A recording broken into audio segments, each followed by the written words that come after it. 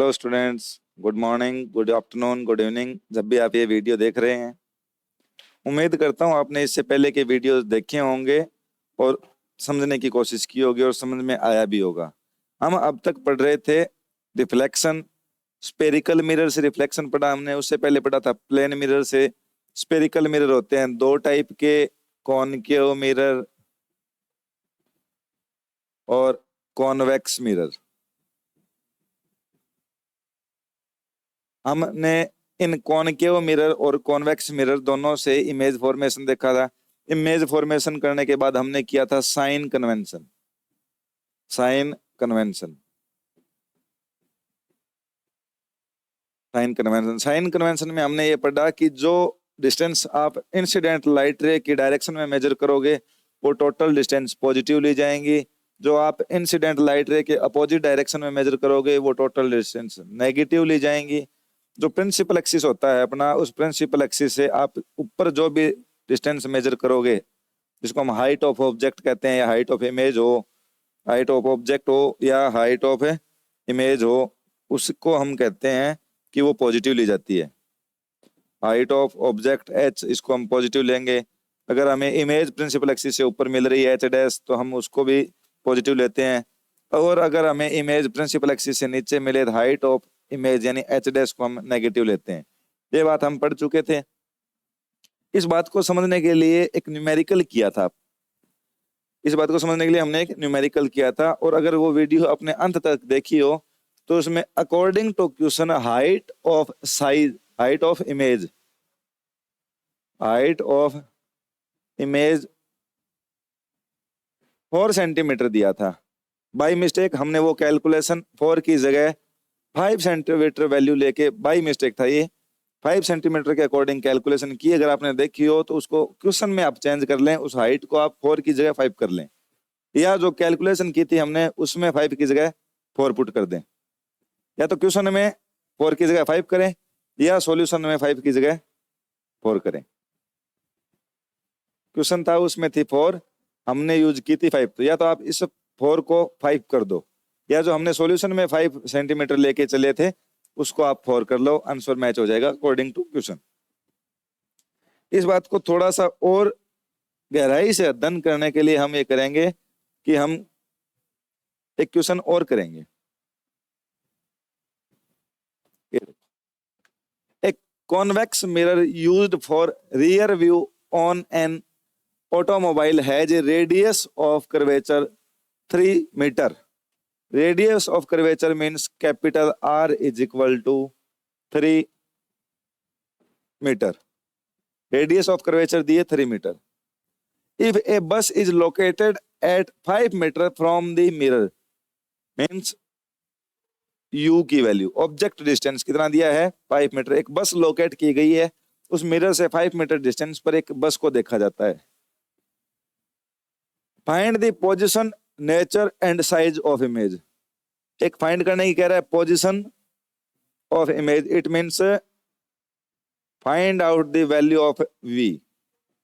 Nature real है या virtual है।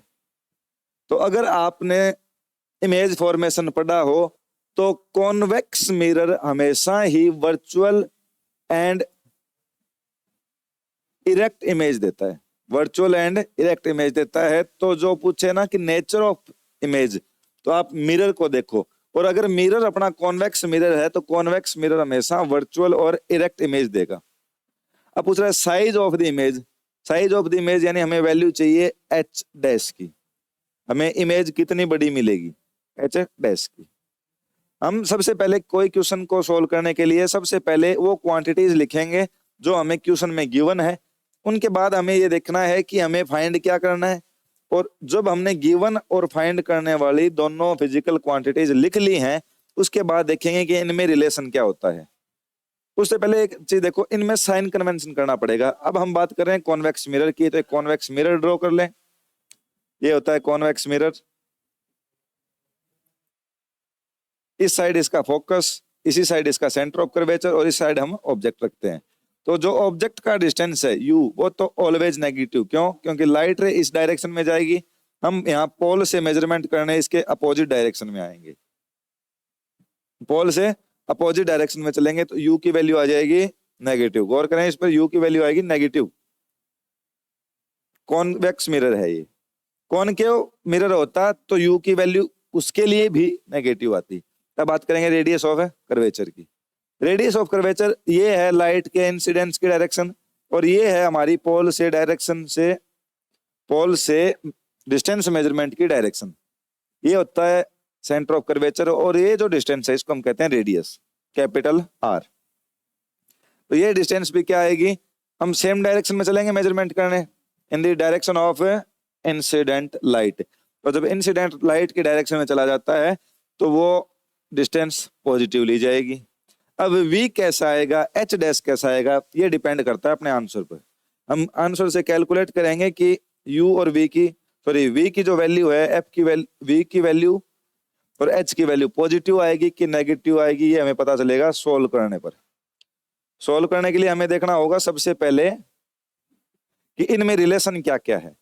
हमें r दे रखा है, u दे रखा है, तो हमारे पास केवल दो फॉर्मूले हैं, तीन सॉरी। एक तो है r is equal to 2f, एक है 1 upon f is equal to 1 upon u plus 1 upon v, और एक है हमारे पास मैग्निफिकेशन का formula f is equal to m is equal to h dash upon h या माइनस v अपॉन u। तीन फॉर्मूले हैं। Relation between radius of curvature and focal length, इसको हम कहते हैं मिरर फॉर्मूला, और इसको कहते हैं मैग्निफिकेशन के लिए फॉर्मूला। अब हमें कौन सा यूज करना है, तो हमें चाहिए v की वैल्यू फाइंड आउट करने के लिए, ये फॉर्मूला देखोगे आप, तो हमें v की वैल्यू फाइंड आउट करने के लिए वैल्यू चाहिए एक तो u की और एक f की। हमारे पास u की वैल्यू तो है बट f की वैल्यू नहीं है, तो हम सबसे पहले यूज करेंगे ये फॉर्मूला जिससे हमें f की वैल्यू मिलेगी। हम f की वैल्यू क्या कहते हैं कि f होगा r इज इक्वल टू होता है 2f, तो f is equal to r by 2, और रेडियस ऑफ कर्वेचर दिए हमें 3, तो 3/2 मीटर आ जाएगी फोकल लेंथ। कितनी आ जाएगी, 3/2। f मिल गया, u हमारे पास पहले से है, और v की वैल्यू हम कैलकुलेट कर लेंगे। ये देखो यहां से हमने लगाया ये relation, r is equal to 2f, f is equal to r/2, तो कितना आ गया 3/2 मीटर। अब 3/2 मीटर आने के बाद हमें पता चल गया कि फोकल लेंथ हो गई 3/2, small f is equal to 3/2 metre. अब हम कहेंगे from mirror formula, from mirror formula. Mirror formula होता है अपना 1 upon f is equal to 1 upon u plus 1 upon v। 1 upon f की वैल्यू है 3/2, तो 1 upon 3/2 is equal to 1 upon u की वैल्यू है हमारे पास -5, तो हो जाएगा -1/5 प्लस 1/v, इसकी वैल्यू चाहिए। ये जो 2 है ये चला जाएगा ऊपर 1 के मल्टीप्लाई में, यहां से हटके ये ऊपर चला जाएगा 2 के मल्टीप्लाई में, यहां आ जाएगा 2 के। तो जब आप 2 को 1 से मल्टीप्लाई करोगे तो आपका आंसर आएगा 2। तो ये हो गया 2/3। हमें चाहिए वैल्यू v की, तो ये जो है 1 -1/5 इसको फेंक के मारो दूसरी साइड, क्या आएगा 2/3 plus 1/5 is equal to 1/v। LCM आ गया 15। 3 से डिवाइड करोगे 15 को तो आएगा 5, 5 को मल्टीप्लाई करोगे 2 से तो 10, और जब 5 को डिवाइड करोगे 5 से डिवाइड करोगे 15 को तो आएगा 3, 3 का मल्टीप्लाई 1 से आएगा 13 is equal to 1 upon v। 1 upon v is equal to आ गया अपना 13/15, या ये कहें कि v इज इक्वल टू आ गया अपना 15/13 मीटर। पॉइंट में लिखना चाहो तो 1 पॉइंट बच जाएगा यहाँ पे 2 0, तो 1.1 मीटर अप्रोक्सीमेट। हमें मिल गई वैल्यू v की। इमेज डिस्टेंस यानी हमसे कहा कि find the position of image, तो पोजीशन कितनी आ गई, v is equal to 1.1 metre. अब हमसे पूछा गया था कि size of the image, size of image के लिए हम काम में लेंगे मैग्निफिकेशन वाला फॉर्मूला, यानी m is equal to h dash upon h is equal to minus v upon u। इस m का हमारे पास ना तो कोई वैल्यू है ना हमें इसकी वैल्यू चाहिए, तो हम क्या करेंगे, हमें चाहिए एच डैश की वैल्यू। अब एच डैश की एग्जैक्ट वैल्यू निकाली जा सकती है वी और यू से, और हमें इसके लिए चाहिए होती है एच की वैल्यू। ना हमें एच की वैल्यू दी गई है, ना हमें यहां से अगर एच की वैल्यू दी गई हो तो ये इतना कंसेप्ट लगा के हम एच डैश की वैल्यू निकाल लें, पर हमें एच डैश की वैल्यू निकालने के लिए एच की वैल्यू दी नहीं गई है, ना ही दिया गया है मैग्निफिकेशन, ना ही मैग्निफिकेशन दिया गया है। तो हम इसमें इतना ही कह सकते हैं कि हम कॉन्वेक्स मिरर से याद रखेंगे कि कॉन्वेक्स मिरर से इमेज छोटी मिलती है कि बड़ी, तो हम कहेंगे virtual, erect and small than object, small than object. ये ऑलवेज की कंडीशन होती है कि जो कॉन्वेक्स मिरर है वो हमेशा वर्चुअल एंड इरेक्ट और स्मॉल देन ऑब्जेक्ट देता है। पूछा गया था nature virtual erect, size small than object, find the position 1.1 metre away from pole of convex mirror, that's it. इसके बाद आज हम शुरू करेंगे रिफ्रैक्शन। आप पढ़ चुके हो रिफ्लेक्शन का, अब बात करेंगे रिफ्रैक्शन की।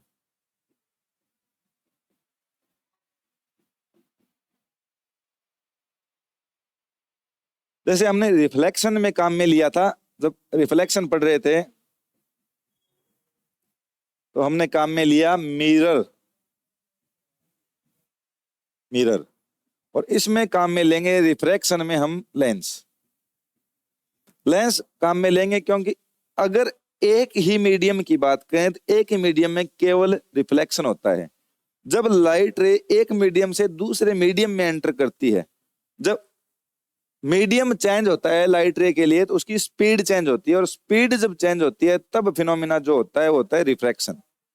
अगर आप रिफ्रैक्शन की बात करेंगे तो हम ये कहेंगे कोई एक ऑब्जेक्ट, ये अपना मीडियम इसको कह देंगे, ऊपर वाले मीडियम को कहेंगे मीडियम फर्स्ट, और ये हो जाएगा मीडियम सेकंड। अब अगर ये पॉलिश्ड सरफेस होता तो हम इस पर देखते रिफ्लेक्शन का फिनोमिना, और अगर ये पॉलिश्ड नहीं है तो इसमें दोनों फिनोमिना एक साथ देखे जाएंगे, रिफ्रैक्शन भी और रिफ्लेक्शन भी। लेकिन हमें बात करनी है केवल और केवल रिफ्लेक्शन की। मैं दोनों की क्यों कह रहा हूं, क्योंकि अगर इस पर लाइट रेज आएंगी इस साइड से, मीडियम फर्स्ट से अगर लाइट रेज इस सरफेस पे इंसिडेंट होती है तो उसका कुछ पोर्शन मीडियम फर्स्ट में वापस चला जाएगा और कुछ पोर्शन है वो मीडियम सेकंड में चला जाता है। जब मीडियम फर्स्ट में वापस चला जाए तो उसको तो हम कहते हैं रिफ्लेक्शन, और मीडियम सेकंड में चला जाएगा उसको हम कहेंगे रिफ्रैक्शन। अब हम बात करें केवल और केवल रिफ्रैक्शन की। रिफ्रैक्शन की बात करेंगे तो लाइट रे इंसिडेंट करवाएंगे,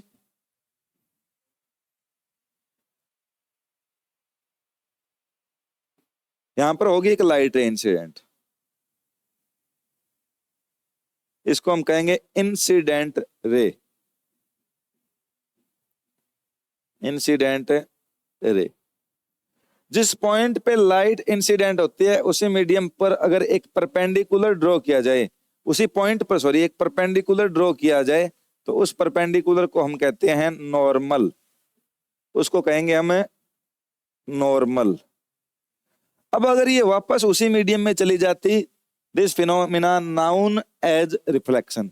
बट अब की बार हम बात कर रहे हैं किसकी, रिफ्रैक्शन की। तो रिफ्रैक्शन क्या होता है कि जब लाइट रे एक मीडियम से दूसरे मीडियम में जाती है तो वो नॉर्मल की ओर बेंड हो जाती है, या तो नॉर्मल की ओर बेंड होगी या वो नॉर्मल से दूर हट जाती है, या वो नॉर्मल से दूर हट जाती है, अवे फ्रॉम नॉर्मल। अब देखो अगर ये जो लाइट रे आई वो अगर इफेक्टेड नहीं होती तो वो इस पाथ पे चलनी चाहिए थी, यहां चली जाती। अब हो सकता है कि वो नॉर्मल की ओर आ जाए, और ये भी हो सकता है कि वो नॉर्मल से दूर हट जाए, यानी हो सकता है कि वो इस डायरेक्शन में चले, हो सकता है वो इस डायरेक्शन में चले, यानी अवे फ्रॉम नॉर्मल, और एक है नॉर्मल की ओर। जब लाइट रे एक मीडियम से दूसरे मीडियम में एंटर करती है तो वो अपना एक्चुअल पाथ छोड़ देती है और या तो नॉर्मल की ओर झुक जाएगी या नॉर्मल से दूर हट जाएगी। ये जो घटना है इसको हम कहेंगे रिफ्रैक्शन। जब लाइट रे एक मीडियम से दूसरे मीडियम में एंटर करती है तो वह अपने पाथ को छोड़ के या तो नॉर्मल की ओर झुकेगी या नॉर्मल से दूर हट जाएगी, और ये जो फिनोमिना है ये कहलाएगा refraction of light. Refraction, refraction of light.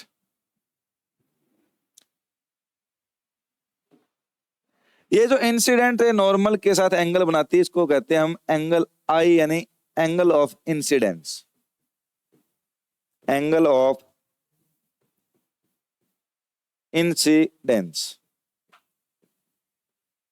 जो इंसिडेंट लाइट रे और नॉर्मल के बीच एंगल बनता है वो है angle of incidence.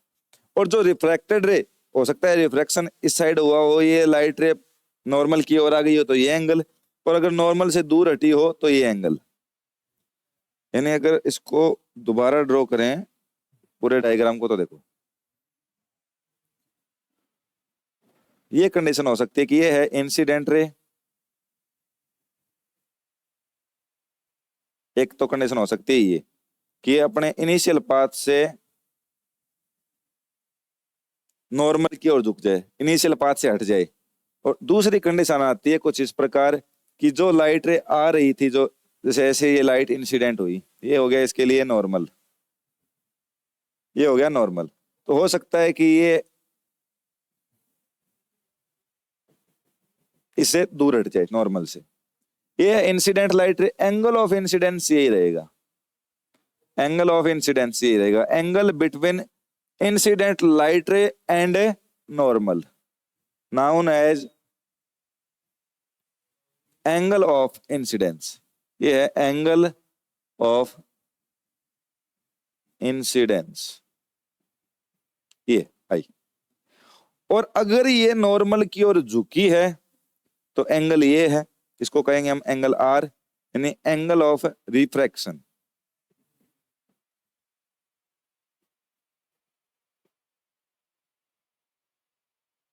Angle of refraction.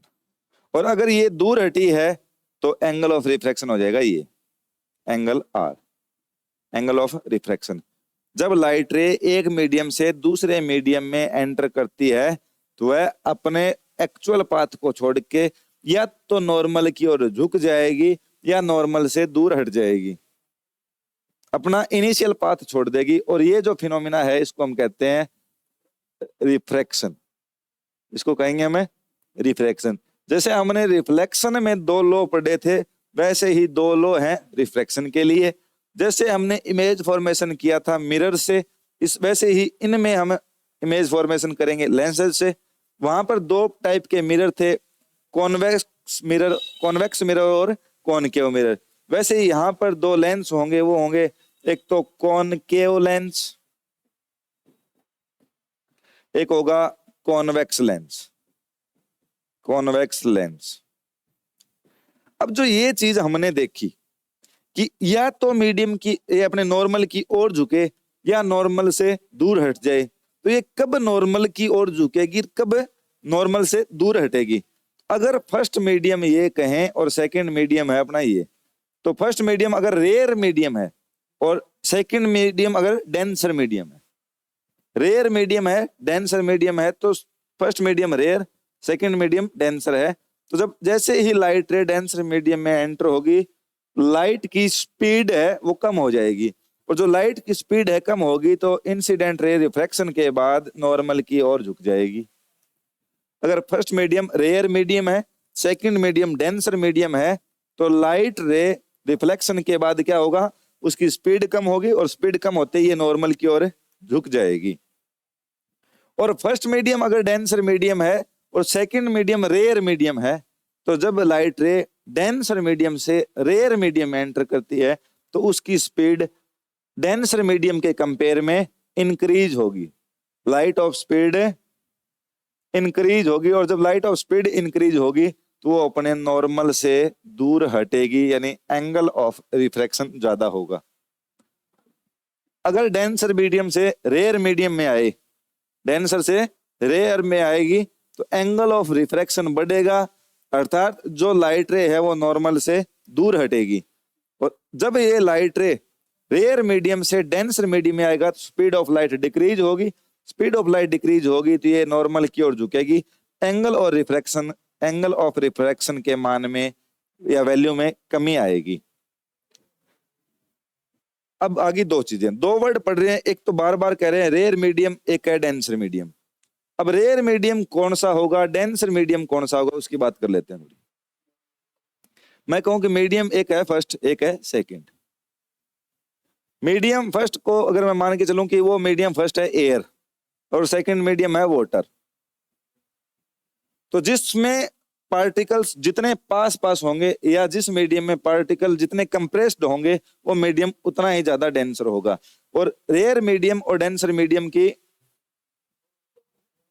Rare medium और डेंसर मीडियम, स्पेलिंग ऊपर नीचे हो सकती है, थोड़ा सा देख लें। रेयर मीडियम और डेंसर मीडियम, जो रेयर मीडियम होगा और जो डेंसर मीडियम होगा डायरेक्ट हम बता ही नहीं सकते। अगर आपसे कहा जाए कि बताइए कि जो वाटर है वो रेयर है कि डेंसर है, तो आप नहीं बता सकते। आप रेयर या डेंसर बताने के लिए क्या करेंगे, इस मीडियम को किसी अदर मीडियम के साथ कंपेयर करेंगे। जैसे हम फर्स्ट मीडियम कहें कि एयर है, सेकंड मीडियम वाटर है, तो एयर के कंपेयर में वाटर में जो मॉलिक्यूल्स हैं वो पास पास होते हैं। अब जब पास पास होते हैं तो ये इसके कंपेयर में हो गया डेंसर। अब हो गया एयर तो है रेयर मीडियम और वाटर हो गया डेंसर मीडियम। और अगर हम कहें कि एक तो है वाटर, एक तो है वाटर और एक दूसरा, जैसे कोई भी मीडियम ले लो आप, जैसे कोई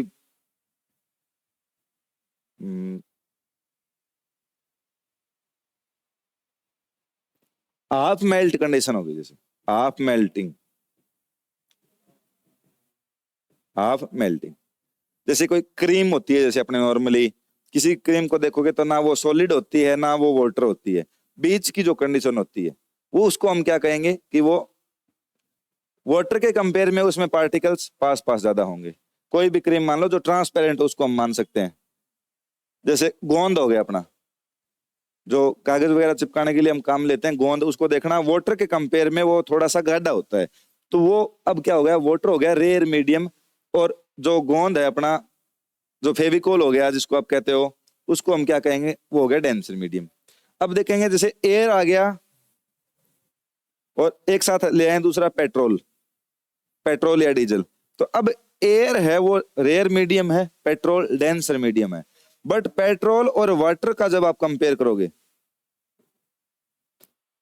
पेट्रोल और वाटर को जब आप कंपेयर करोगे तो पेट्रोल रेयर मीडियम होगा और वाटर डेंसर। पहले इसके कंपेयर में पेट्रोल रेयर डेंसर मीडियम है, बट वाटर के कंपेयर में ये रेयर मीडियम है। यानी सीधी सी बात ये कहें तो कौन सा मीडियम रेयर है, कौन सा मीडियम डेंसर है, हम ये बात बिना कंपैरिजन के नहीं बता सकते। तो जब लाइट रे डेंसर मीडियम से ये कहें कि रेयर मीडियम है, ये डेंसर मीडियम है, तो क्या होगा, स्पीड डिक्रीज होगी, लाइट ऑफ स्पीड डिक्रीज होगी, तो ये नॉर्मल की ओर बेंड हो जाएगी, लाइट रे है वो। और जब ये मीडियम कहें कि डेंसर है और ये रेयर मीडियम कहें तो लाइट रे है, उसकी स्पीड इंक्रीज होगी, इंक्रीज होते ही ये अवे फ्रॉम नॉर्मल मूव करेगी या अवे फ्रॉम नॉर्मल प्रोपोगेट होगी। अब हम बात कर रहे हैं laws of refraction, laws of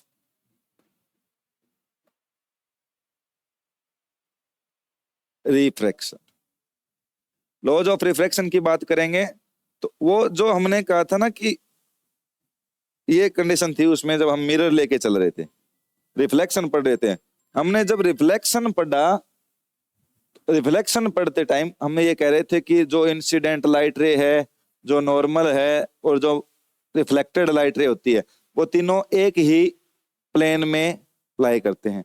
same कुछ उसी प्रकार की कंडीशन इसमें है। इसमें भी हम यही कहेंगे कि incident light ray, reflected light ray and normal lies in same plane. The incident light ray, ये हो गया नॉर्मल, ये हो गया रिफ्लेक्टेड रे, ये है इंसिडेंट, नाम लिख देते हैं इसका। ये है इंसिडेंट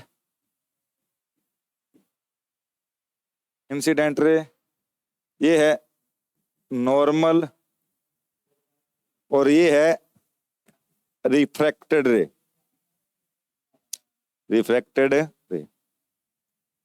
ये एंगल ऑफ इंसिडेंस आई, ये एंगल ऑफ रिफ्रैक्शन आर। तो फर्स्ट लॉ इसमें भी क्या करेंगे कि इंसिडेंट लाइट रे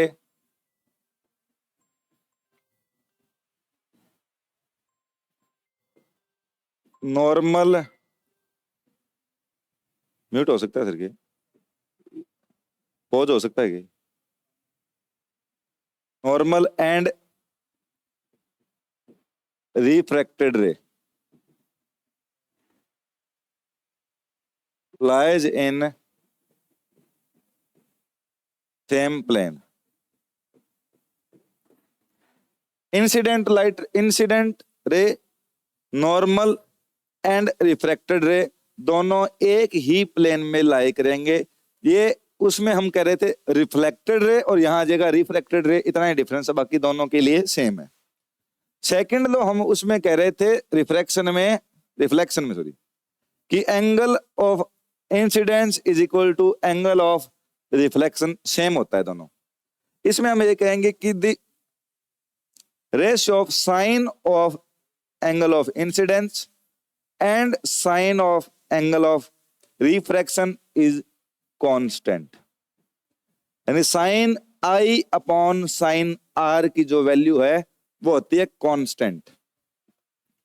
इन refraction the ratio of sine of angle of incidence and sine of angle of refraction is constant। Angle of incidence का sign, angle of refraction का sign का जब आप दोनों का रेशियो निकालोगे तो वो आती है constant value, and this constant known as refractive index of refractive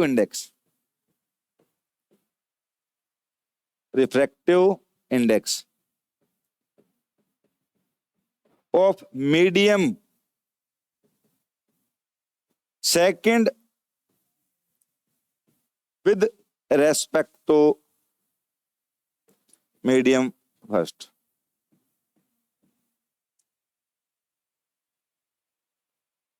second law है रिफ्रैक्शन का कि the ratio of sine of angle of incidence and sine of angle of refraction is a constant, and this constant is known as refractive index of medium second with respect to medium first. अब यहां पर एक नई बात निकल के आती है कि रिफ्रैक्टिव इंडेक्स क्या होता है। नई बात यह है कि रिफ्रैक्टिव इंडेक्स होता क्या है, याद रखेंगे। First law, incident ray normal and refracted ray lies in same plane. Second law कहता है कि the ratio of sine of angle of incidence and sine of angle of refraction is a constant, and this constant known as refractive index of medium second with respect to medium first. अब हम बात करेंगे कि refractive index क्या होता है। Refractive index क्या होता है? नॉर्मल सीधी सीधी भाषा में देखें तो रिफ्रैक्टिव इंडेक्स होता है दो मीडियम में स्पीड ऑफ लाइट का रेशियो, स्पीड ऑफ लाइट का रेशियो। और speed of light in air, speed of light in air को, या आप लिखो कि वैक्यूम, एयर कहो या कहो वैक्यूम, वो होता है 3 × 10⁸ मीटर पर सेकेंड। आपसे पूछे कि the speed of light in air या एक speed of light in vacuum, तो आप उसकी वैल्यू बताओगे 3 × 10⁸ मीटर पर सेकेंड। अब अगर जैसे बात करें रिफ्रैक्टिव इंडेक्स की, तो रिफ्रैक्टिव इंडेक्स होता है दो मीडियम का। ये कोई मीडियम फर्स्ट है, ये मीडियम सेकंड है। अगर मैं ये कहूं कि इस मीडियम में जो लाइट रे आ रही है, इंसिडेंट रे है, ये नॉर्मल, ये इसका नॉर्मल और ये रिफ्लेक्टेड रे, तो आप बताएं पहले डेंसर होगा कि रेयर? नॉर्मल की ओर झुक रही है। आफ्टर रिफ्रैक्शन इसका मतलब स्पीड डिक्रीज हो रही है। स्पीड डिक्रीज हो रही है, मतलब ये मीडियम है अपना डेंसर मीडियम और ये मीडियम है रेयर मीडियम। स्पीड कौन से मीडियम में ज्यादा होगी? स्पीड फर्स्ट मीडियम में ज्यादा होगी। तो हम ये कहें ना कि रिफ्रैक्टिव इंडेक्स को शो किया जाता है एन से। रिफ्रैक्टिव इंडेक्स को हम शो करेंगे एन, या कई जगह आपको रिफ्रैक्टिव इंडेक्स शो किया हुआ मिलेगा म्यू से। या तो एन से शो करेंगे या म्यू से शो करेंगे। ये जो एन और म्यू है इसको हम कहते हैं रिफ्रैक्टिव इंडेक्स का सिंबल है। ये रिफ्रैक्टिव इंडेक्स का सिंबल। हमने अभी तक लिखा था सेकंड लॉ में sine I upon sine r, law of refraction कहा था, इसके इक्वल लगाया था हमने कांस्टेंट, और वो जो कांस्टेंट होता है वो होता है n/1। जो मैंने इतनी बड़ी लाइन लिखी थी ना वहां पर, वो refractive index of medium second with respect to medium first, उसका सिंबल आ गया ये। जिसका रिफ्रैक्टिव इंडेक्स हमें फाइंड करना, पहले रिफ्रैक्टिव इंडेक्स का सिंबल लिखेंगे n। जिस मीडियम का फाइंड करना है उसको लिखेंगे, पहले हम फाइंड कर रहे हैं 2 का, किसके रिस्पेक्ट में कर रहे हैं? फर्स्ट के, तो लिखा जाएगा n/1। और हम कहें कि हम रिफ्रैक्टिव इंडेक्स फाइंड कर रहे हैं मीडियम फर्स्ट का with respect to medium second, तो हम लिखेंगे n/2। n/1 का मतलब हुआ refractive index of medium second with respect to first, और n/2 का मतलब है कि refractive index of medium first with respect to medium second. अब जो हमने लिखा ना sine I upon sine r is equal to n/1, sine I upon sine r is equal to n/1, ये है refractive index of medium second with respect to medium first. इसके अलावा इसका क्या फॉर्मूला होता है? हम कह रहे थे कि जो रिफ्रैक्टिव इंडेक्स होता है वो ratio of speed of light होता है, ratio of speed of light in both mediums. दो मीडियम का कंपेयर करते हैं, ये मीडियम फर्स्ट अपना, ये मीडियम सेकंड। हम ये कह रहे हैं कि इसमें मीडियम में वेलोसिटी v है, v1 है फर्स्ट मीडियम में, और सेकंड मीडियम में स्पीड ऑफ लाइट या वेलोसिटी कहें तो वो v2 है। तो जो n/1 आता है वो आता है speed of light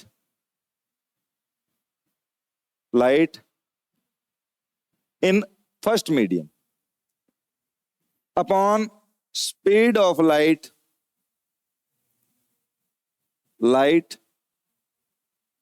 in second medium. और अगर हम वैल्यू कहें कि n/2 क्या आएगा, तो आ जाएगा स्पीड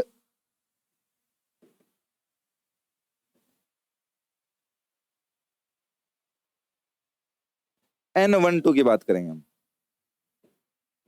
n/2 तो आएगा speed of light in medium second upon speed of light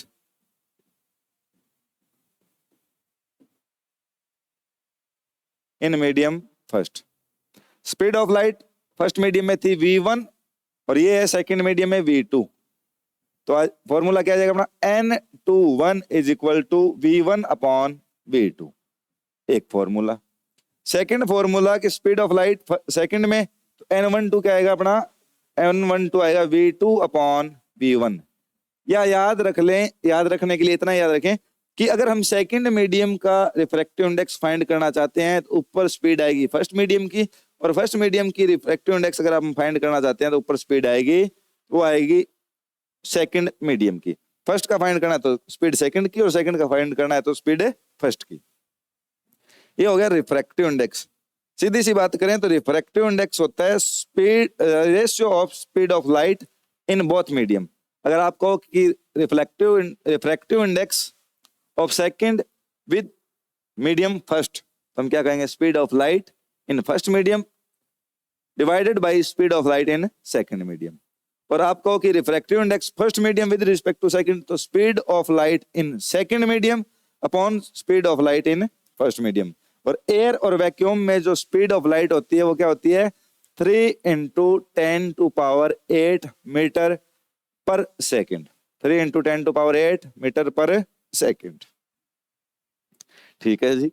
इसके बाद एक रिफ्रैक्टिव इंडेक्स से रिलेटेड एक चीज हो जाती है जिसको हम कहते हैं एब्सोल्यूट रिफ्लेक्टिव इंडेक्स।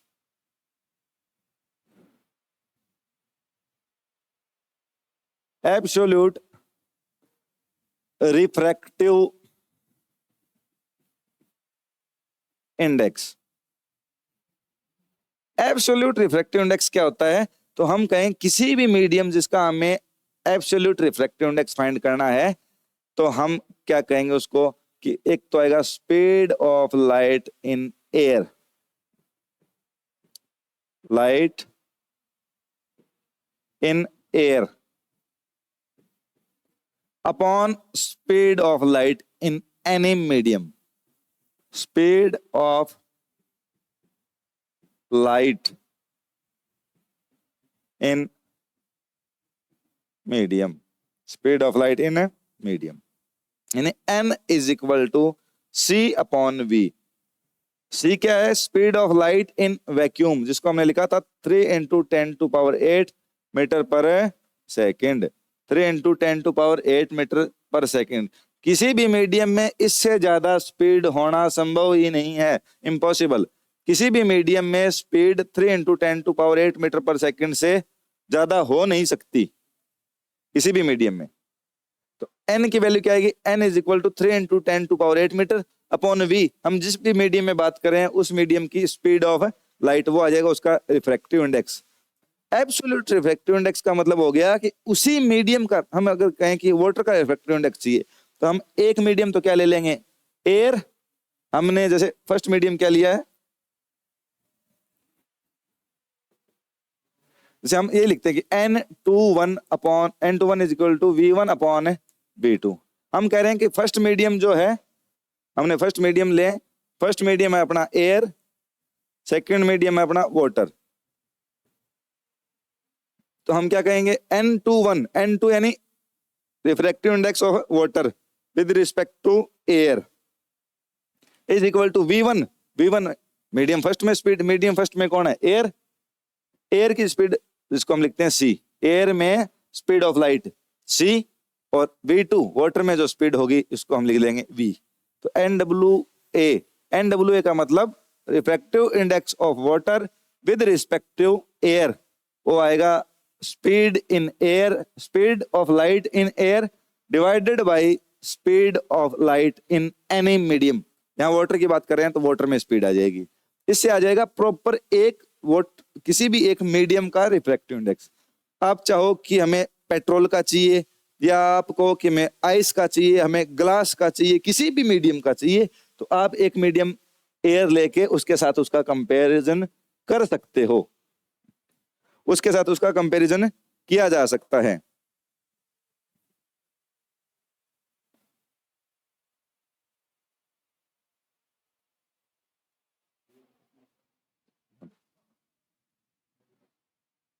ओके, धन्यवाद। आज के लिए इतना ही। कल हम इसमें बात करेंगे जो इमेज फॉर्मेशन है उससे रिलेटेड रूल की, कॉन्वेक्स और कॉनकेव लेंसेज से इमेज फॉर्मेशन, और ये जो फॉर्मूला हमने लिखा है n is equal to c upon v, हम एक दो फॉर्मूले और लिखेंगे इनसे रिलेटेड क्वेश्चन की। जैसे आपका थ्योरेटिकल पोर्शन कंप्लीट हो जाता है, उसके बाद आपको एनसीईआरटी के कंप्लीट न्यूमेरिकल बाय वन एक एक करके यहाँ पर सॉल्व करवाए जाएंगे। धन्यवाद, देखते रहिए। आज के लिए इतना ही।